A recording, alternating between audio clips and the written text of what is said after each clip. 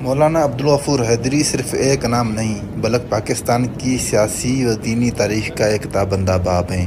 ان کی سیاست کا مقصد کرسی یا اقتدار نہیں بلکہ قوم و ملت کی خدمت، اسلام کی بقا اور جمہوریت کی مضبوطی ہے۔ وہ ہمیشہ عوامی نمائندہ بن کر کمزور اور پسے ہوئے طبقات کی آواز بنے۔ ایوانوں میں ان کی گونجنے والی آواز آج بھی حق و صداقت کی پہچان ہے۔ تعارف کرانے پر انہوں نے کہا کہ میں مفتی عبدالوہاب چاچڑ کے پاس منزلگاہ میں پڑھا ہوں۔ میرے ماموں اور میرے استاد مفتی عبدالوہاب چاچڑ کے بارے میں انہوں نے طبیعت کا پوچھا اور خود سے شکایت بھی کی کہ اتنی مصروفیت ہے کہ طویل وقت سے استاد سے ملاقات نہیں ہوئی۔ حیدری صاحب سے ملاقات ان کی بابی کی وفات کے موقع پر تعزیت کے سلسلے میں ہوئی، دعائے مغفرت کی اور ان کے پاس کھانا کھایا اور واپس چل دیے۔